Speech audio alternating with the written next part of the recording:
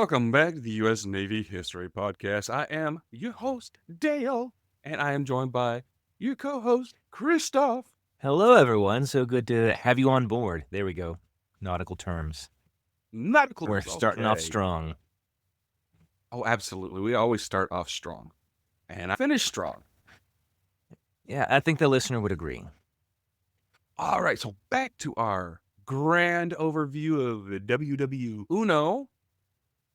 We're going to be talking about war crimes this episode. It does happen. It is important to remember that. Not probably the best part of humanity. Actually, Oh, definitely not. yeah, definitely not. All right, so you ready to get underway? As ready as I'll ever be. Okay. All right. So let's start with the ethnic cleansing of the Ottoman Empire's Armenian population. This includes mass deportations and executions during the final years of the Ottoman Empire and is considered genocide. The Ottomans saw that the entire Armenian population as an enemy, had chosen to side with Russia at the beginning of the war as well. In early 1915, a number of Armenians joined the Russian forces, and the Ottoman government used this as a pretext to issue the Tekshir Law, which is the law on deportation. This authorized the deportation of Armenians from the empire's eastern provinces to Syria between 1915 and 1917. Now, of course, we will never know the exact number of deaths.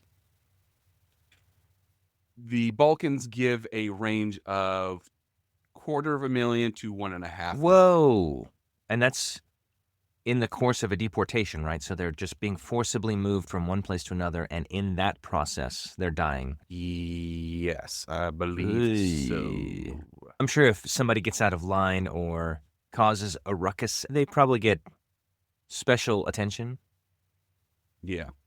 The International Association of Genocide Scholars estimates that they did have over 1 million deaths. Wow. The government of Turkey has consistently rejected charges of genocide, arguing that those who died were victims of inter-ethnic fighting, famine, or diseases during the war.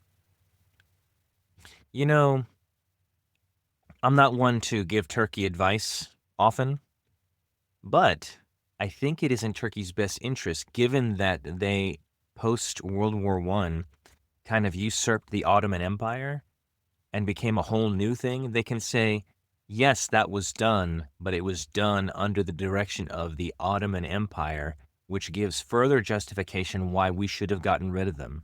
You know what I mean? That sounds very, very nice. Yeah. And also kind of says, yes, it was done. And so I think from what I understand, there's a lot riding on if they take the blame, because then they would demand reparations and whatnot. We'll see. Would you like to know the other ethnic groups that the Ottoman Empire attacked? Okay. I'm going to try to guess at least one. Go for it. No, that's... So I'm familiar with the ethnic cleansing the Nazis did in World War II. This is kind of a different situation. Well, they controlled a lot of the Middle East, so I'm going to go ahead and say the Jewish people. No. Oh, wow. Shocking. You know, everybody persecuted the Jews. Yeah. I mean, that was a safe bet.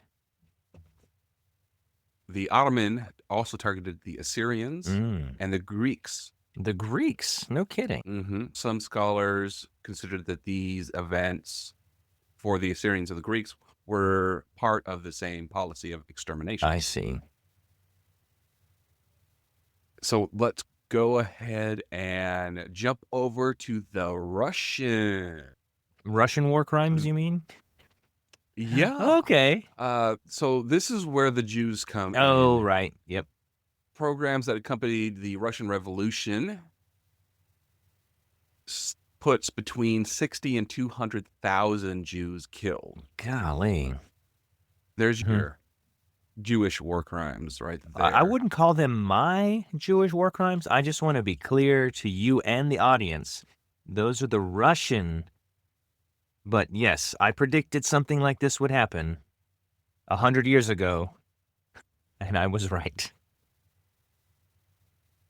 It's more than 100 years ago now. Oh, yeah. Let's go over to Belgium. Oh. German invaders treated any resistance at all. For instance, sabotaging rail lines.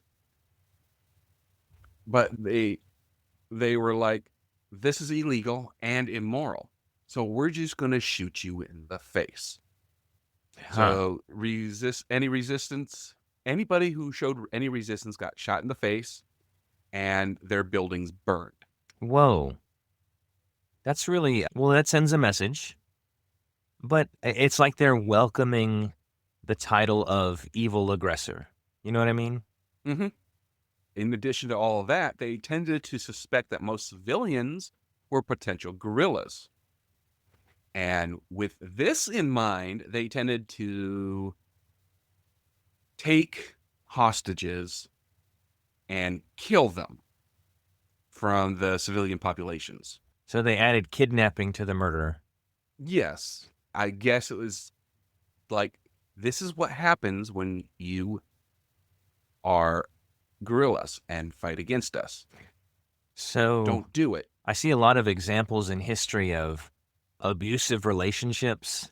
And it's like, hey, if you don't do exactly what I say, I'm in control. You're going to get what's coming to you. And it's like, that's bad. There are other ways to handle this. Oh, yes.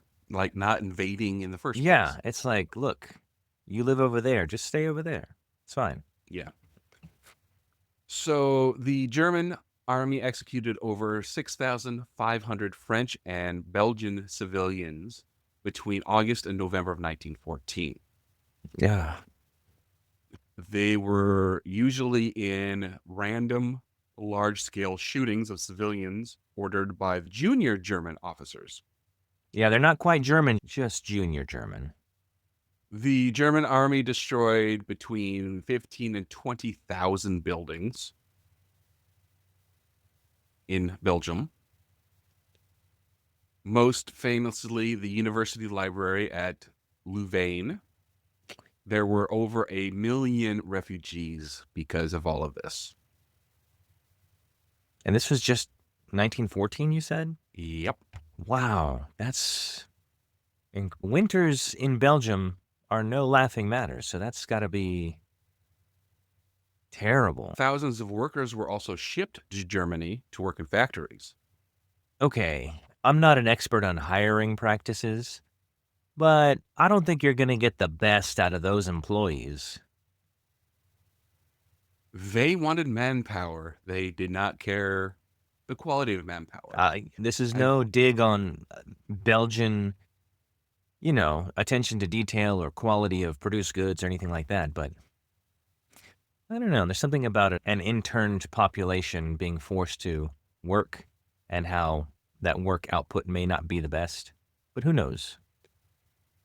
well, it's either you work well or you get shot in the face. You know, those terms are very persuasive. Thankfully, it's been a while. I haven't worked for any place like that for a while. So you have worked in that kind of environment before? Well, no, I haven't. I was just trying to be cool. You got me, Dale. So the British, they put out propaganda on this and called it the rape of Belgium. Wait a minute. Hold on. I want to talk about propaganda Okay. because I've been thinking about this recently. Just there's a lot of things that people are like, oh, why were you saying this about me? And it's like, well, if it's true, I'm just stating the news, or like stating the facts. It's not really propaganda at all. I'm not trying to spread gossip or maliciousness. You know what I mean? It's just like, yeah, you were kind of an a-hole, and that's the fact. And so, is this propaganda by the British? I mean, maybe they drew When cartoons that were exaggerated that went along with these stories? exactly, it's the dramatizing of the Okay. news. It was what makes it It's propaganda. true. Okay. So they were early money on the, true crime docuseries movement? Kind of, yeah. True crime before it was true Yeah, crime. it's like, "In 1914," and then you open on some burned down village in Belgium. "What Yeah. happened?" "Do, do, do, do, do," and they have the music. Okay, anyway. Sorry, wrong podcast. And you know what? It worked. The people in the US were paying quite a bit of attention to this. And Berlin responded saying it was legal and necessary because of the threat of guerrillas like those in France of 1870. Always blaming the French. Man, Yeah. legal? That's Hmm. and under what jurisdiction? It's like, hey, we write the laws in Germany, and our laws say this is legal. Well, when you take over a city, true, Yeah, you can impose your laws. right. Hmm. Yeah, yeah, okay.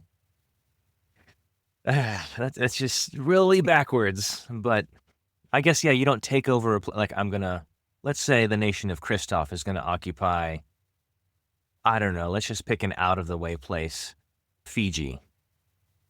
And then whatever Fiji laws exist, I can say, yeah, we're done with that. We're going to follow the Christoph laws. And then so on and so forth. And I guess shooting gorillas, man, Germany was early money on the Harambe stuff. Am I right? Let me go ahead and let the Fijians know that Christoph is not gunning for you. No. This was just an example. If I visit, it is purely vacation related, not scoping your islands out for any strategic weaknesses. All right. So let's move on to different experiences soldiers had. So let's go with some POWs. About 8 million men surrendered and were held in POW camps during the war. All of the nations did pledge to follow the Hague Conventions on fair treatment of POWs. POW's rate of survival was generally much higher than that of those at the front. Now, individual surrenders were not very common. Usually, when a surrender happened, it was in mass of large units. For example, at the siege of Mobile, about 40,000 French soldiers surrendered. At the Battle of Galicia, Russians took about 100 to 120,000 Austrians Ooh. captives. At the Brusilov offensive, about 325 to 417,000 Germans and Austrians surrendered to the Russians. At the Battle of Tannenberg, 92,000 Russians surrendered. At the garrison of Kaunas, when it was under siege, some 20,000 prisoners of Russians were taken. At the Battle of Prosiance, 14,000 Germans surrendered to Russians. At the First Battle of Marne, about 12,000 Germans surrendered. So about 25 to 31% of Russian losses were POWs. Wow. For Austria-Hungary, about 32%. Italy was 26%. France was 12%. Germany, Being a POW of one of these powers was a very different circumstance depending on with whom you were interred. Like yeah. being a Russian POW versus a French POW, etc. Oh, absolutely. And I wonder, so all the people that Russia captured when they underwent their revolution, I assume they were all let go. Is that probably accurate? Because I guess that happens at the end of any conflict. Usually they negotiate, but since they withdrew early because of the communist revolution, I assume that released a lot of Austrians and Germans. Possibly. I'm not 100% No sure. problem. So Germany held about 2.5 million Ooh. prisoners. Russia held between 2.2 and 2.9 million prisoners. Britain and France held about 720,000. The US held about 48,000. Hmm. The most dangerous action on the battlefield is actually the act of surrender, Why would that be? because a lot of times these guys who threw down their weapons and positioned themselves as helpless were gunned down. Hmm. Once prisoners reached the camp, conditions were, in general, satisfactory, much better than it will be in World War II, thanks to the efforts in a large part of the International Red Cross Oh, and inspections by neutral nations. that's Now, interesting. the conditions in Russia were absolutely abysmal.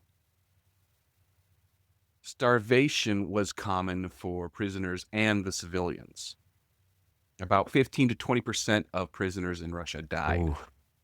You know, as a Russian peasant or regular Joe, whatever you want to call it, I would be pretty upset if my family was starving and then they brought in 2 million POWs to absorb more resources. You know what I mean? Yeah. No. Well, instance in other countries, while Germany had a food supply issue as well, Mhm. only about 5% of prisoners died there. Oh, So that shows you just a little bit that Russians didn't care about their people back then in the first place. They're yeah. not going to care about their prisoners. Yeah. There were lots of conditions that led to that revolution, so I'm sure this was a part of it. Yeah. A symptom of a greater problem. Yeah. So the Ottoman Empire treated their POWs poorly. Oh, yeah. Most of them from India became prisoners after the Siege of Kut in April 1916. 4,250 of them died in captivity. Whoa. Many of them were in very bad condition when they were captured, and Ottoman officers forced them to march 684 miles to Anatolia. A survivor said, quote, "We were driven along like beasts. To drop out was to die." After they got to their destination, they were forced to build a railway through the Taurus Mountains. Wow. That's just okay. You march 600 miles and you're like, whew, the tough part is done. Oh no, we're going to do the most dangerous work possible. Mm-hmm. Ugh. So after the war, when the Central Powers gave up, they did release the Allied prisoners very quickly. Now, the same treatment was not granted to them. A lot of the Central Power prisoners served as forced labor in France until around 1920. Whoa. They were released only after many approaches by the Red Cross to the Allied Supreme Council. German prisoners were being held in Russia as late as 1924. Gosh. Oh, well, that answers that question. Yeah. So military and civilian observers from every major power followed the course of the war very closely. Many were able to report on events from a perspective somewhat what we would consider today as embedded positions within naval and land forces. Mhm. These other observers prepared a huge amount of firsthand accounts of the war and analytical papers. For example, a former U.S. Army captain, Granville Fortescue, followed the developments of the Gallipoli campaign from a embedded position within the ranks of the Turkish defenders. and his report was passed through Turkish censors before being printed in London and New York. Now, he decided, he left when the U.S. entered the war because he was like, I am re-enlisting and fighting for my country. Nice. He then got hurt at Mount Falcon, the Moose Argonne offensive in September of 1918. In-depth observer narratives of the war tended to be more narrowly focused and more professionally written by journalists after the war. And they illustrated the battlefield destructiveness of the war. The Russo-Japanese War had also been closely observed by military attachés and war correspondents and other observers. But from a 21st century perspective, we know now that a range of technical lessons were disregarded and not used in preparations for the war in Europe and throughout World War I. Well, I know there were a lot of leaps in technology that either occurred during this war or right before this war that weren't really deployed until this war.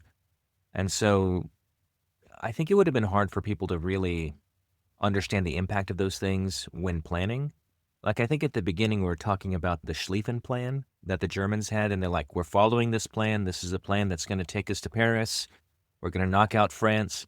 But they didn't really think about machine guns that would be used against them, and that really hampered their ability to advance. Whereas before, they would have been fine. I mean, more or less. During the Russia-Japanese War, that was the first time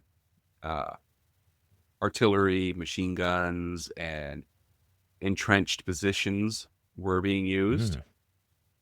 So that is why it's apparent now that the lessons learned from that were not considered Interesting. for WWI. They might think that that's a one-off, so to speak.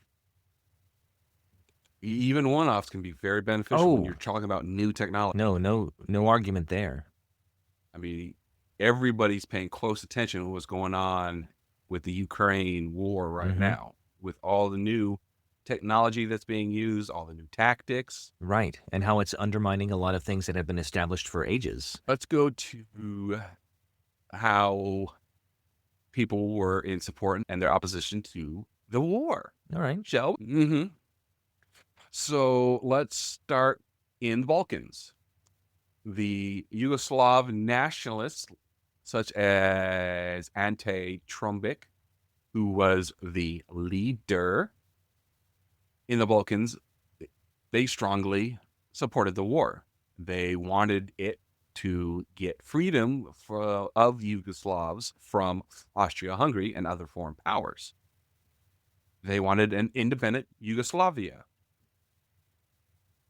So the Yugoslav Committee was formed in Paris on April 30th, 1915, and then moved its office to London.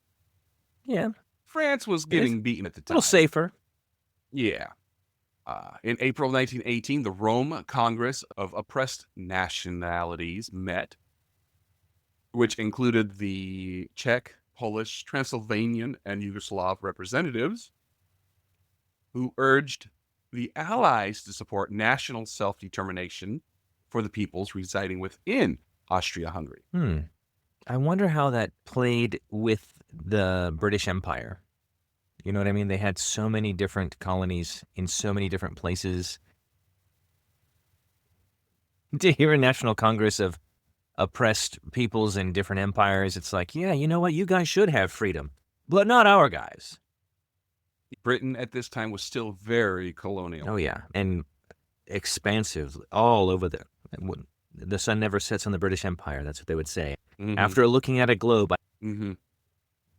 So in the Middle East, Arab nationalism soared in Ottoman territories in response to the rise of Turkish nationalism during the war, with the Arab nationalist leaders advocating the creation of a pan-Arab state.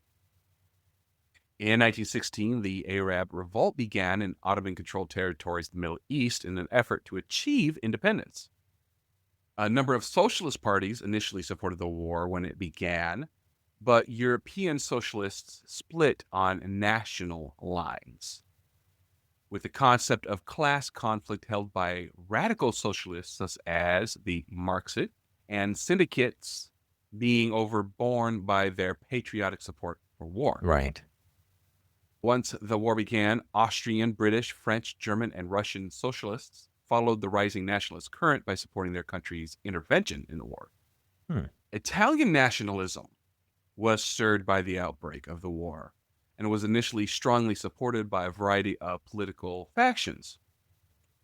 One of the most prominent and popular Italian nationalist supporters of the war was Gabriele de Annunzio, who promoted Italian erudism and helped sway the Italian public to support intervention in the war. The Italian Liberal Party, under the leadership of Paolo Boselli, prompted intervention in the war on the side of the Allies and utilized the Dante Alighieri Society to promote Italian nationalism. Italian socialists were divided on whether to support the war or oppose it. Some were militant supporters of the war, including Benito Mussolini. However, the Italian Socialist Party decided to oppose the war, resulting in a general strike called Red Week. Hmm. The Italian Socialist Party then purged itself of pro-war nationalist members, which included...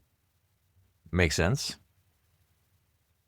Now, Mussolini, who supported the war on grounds of iridescent claims on Italian populated regions of Austria-Hungary, formed the pro-interventionalist Il Popolo d'Italia and the Fasci Rivoluzionario di Azione Internazionales. I think that's where you start seeing fascist for the first time in a documented. Yeah, that's where the term kind of starts coming into the zeitgeist. Yeah, that's the origin of fascism. Oh, Mussolini's nationalism enabled him to raise funds from a armaments firm and other companies to create the Il Popolo d'Italia to convince socialists and revolutionaries to support the war. So we're going to jump over to the opposition. The trade union and socialist movements had long voiced their opposition to the war, which they argued would only mean that workers would kill other workers in interest of capitalism. Once the war started, many socialists and trade unions backed their governments. Among the exceptions were the Bolsheviks, right.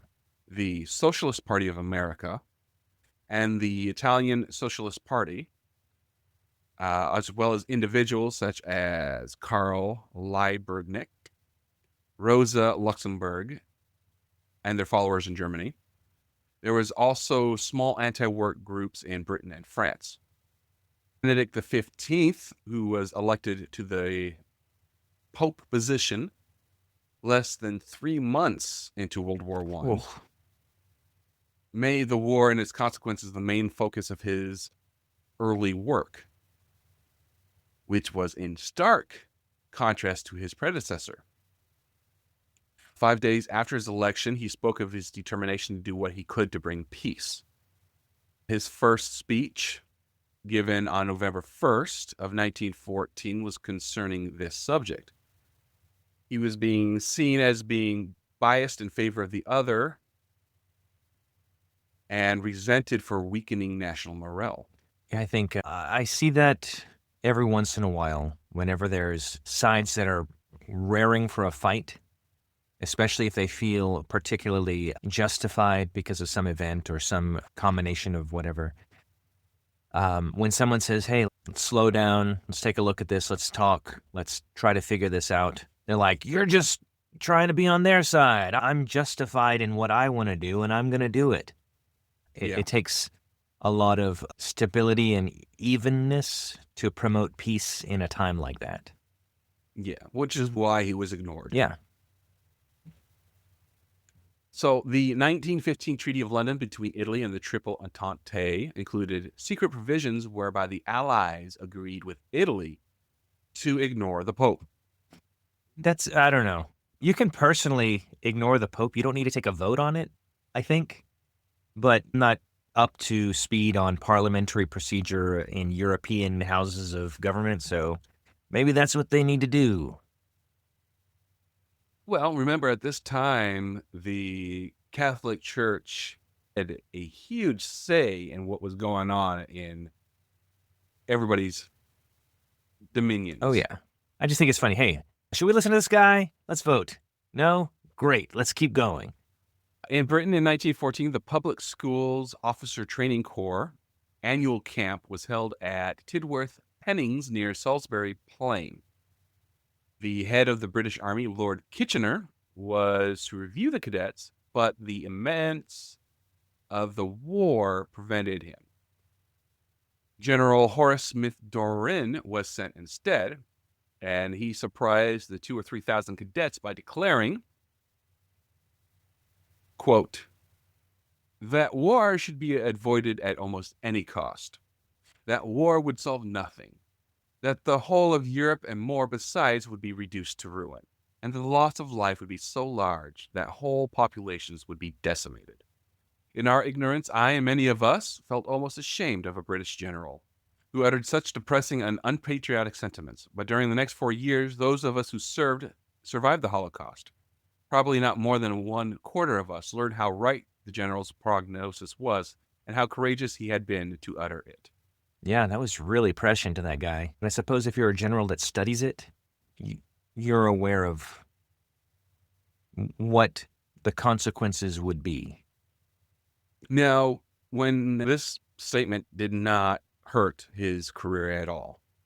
So there's that at Wow. least. And he did not do his duty either. Yeah. A lot of countries jailed those who spoke out against the conflict. These included Eugene Debs. Founder of the Socialist Party of America. He ran for president, in fact. In the U.S., the Espionage Act of 1917 and Sedition Act of 1918 made it a federal crime to oppose military recruitment or make any statements deemed disloyal. Yeah, that's ridiculous, I think. For a nation that prides itself on freedom of speech, it's like, hey, the government can't tell you what to say or what you can't say, except for this. You have to agree with us and be loyal. I'm like, well, that's a flies in the face. Yeah. So publications of the government were removed from circulation by postal censors, and many people served long prison sentences for statements of fact deemed unpatriotic. Well, that sucks. Yeah. A number of nationalists opposed to intervention, particularly within states that the nationalists were hostile to. The vast majority of Irish people consented to participate in the war. In 1914 and 1915, a minority of advanced Irish nationalists opposed taking part. Hmm. The war began amid the Home Rule crisis in Ireland that had resurfaced in 1912.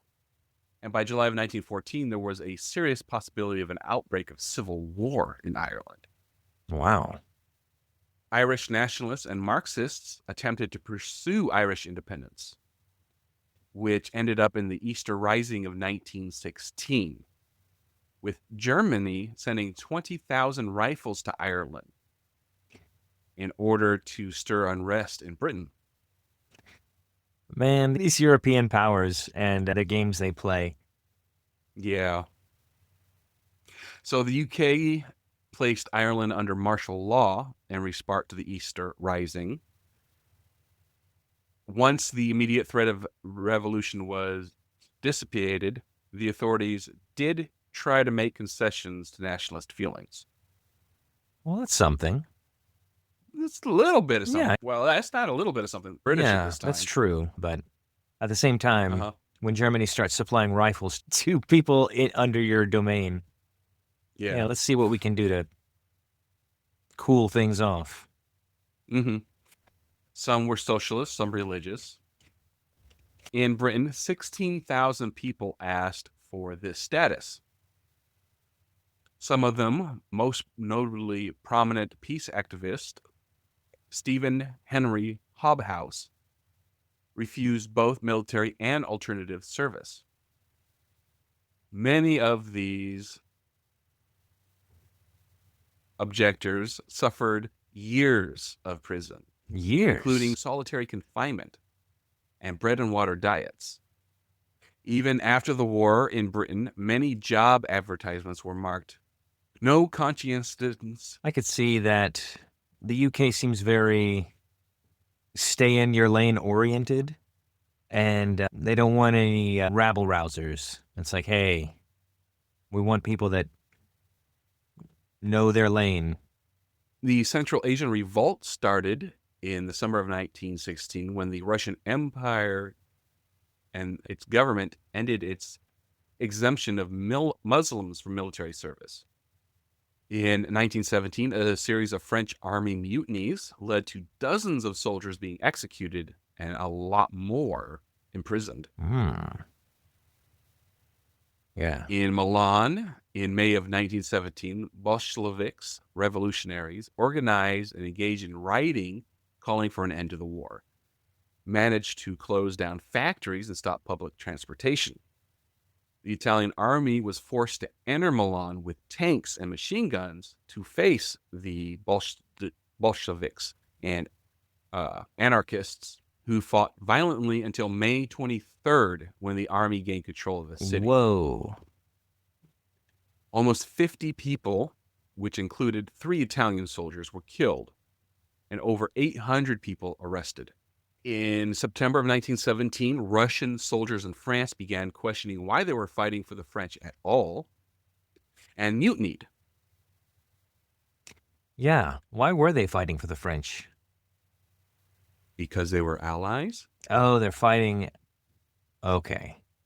Well, I think technically Russia got involved first. They just happened to be fighting the same enemy. They weren't really fighting for each other necessarily, but I don't know. Tomato, tomato, am I right?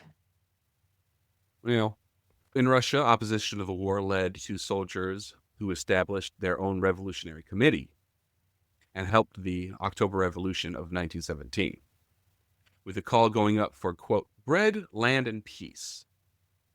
That's when the Bolsheviks agreed to a peace treaty with Germany and ended with the Peace of Brest-Litovsk, even with the harsh conditions. Yeah. In northern Germany, the end of October of 1918 saw the beginning of the German Revolution of 1918 to 1919.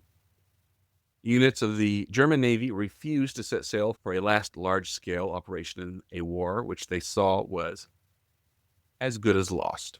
Right. This initiated the uprising.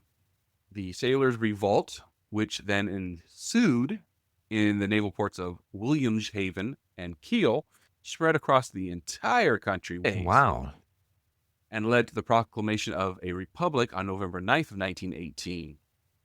Last, we are going to talk about conscription. The conscription crisis of 1917 in Canada erupted when the Conservative Prime Minister, who? Prime Minister of Canada at this time? Robert Borden. Borden. Compulsory military service through the Military Service Act over the objection of French-speaking Quebec. It opened a political gap between French Canadians who believed their true loyalty should be to Canada and not to the British Empire. Weren't they still part of the British Empire through the 80s and 90s? They were technically part of, I'm pretty sure. One of the things America did was, fight for revolution in the 1700s, and Canada was like, yeah, we'll stick around until the 1970s, 1980s. Canada gained their independence in 1867. 1867. Okay. Yeah. The British ruled Canada for 104 years, 1763 to 1867. Okay. How long did they have the British monarch on their money, though? That's how you know. I have no idea. Well, I'll do some homework. You do that homework. Okay. So, other side of the gap were the members of the Anglophone majority, who saw the war as a duty to both Britain and Canada. Out of approximately 625,000 Canadians who served, about 60,000 were killed and 173,000 wounded. In Australia, a sustained pro-conscription campaign by Billy Hughes, the Prime Minister, caused a split in the Australian Labor Party. So Hughes went out and formed his own party, the Nationalist Party of Australia. But the labor movement, the Catholic Church, and the Irish nationalist expatriates successfully opposed Hughes' push, and it was rejected. In Britain, conscription resulted in the culling of nearly every physical fit man in Britain. 6 to 10 million eligible. Whoa. Of these, about 750,000 lost their lives, and 1.7 million were wounded. Most deaths were to young unmarried men. However, 160,000 wives lost husbands, and 300,000 children lost fathers. Oh my gosh. All right, so I think that's going to conclude our overview of World War One. Next time, we are going to start jumping into a closer look at some of the theaters. Not like the theater, but I know what you're saying. Not the one where you can stop and get concessions in the middle, or the one where you can't. Yeah, exactly. I have a quick update on the situation. Oh, So, there's an article that I'm reading, why the monarch of the UK appears on Canadian money, and the Queen of England is on the 20 Canadian dollar, because it's a constitutional monarchy, and so whoever the royal is in the UK is technically the king or queen of Canada. So she was the queen of Canada, so she was on their money, and so that was in the 2010s that article came out. So I don't know what the situation is now, but come on, Canada. your goo foo is very strong. Thank you. All right, so we're going to end our episodes like we like to end all of our episode with honoring one of our fallen angels with the help of HeroCars.us. And today we are going to honor First Lieutenant Rosalind L. Schultz. Her hometown was St. Louis, Missouri. She served with the U.S. Air Force, stationed at Pacific Air Forces Command, Hickam Air Force Base, Hawaii.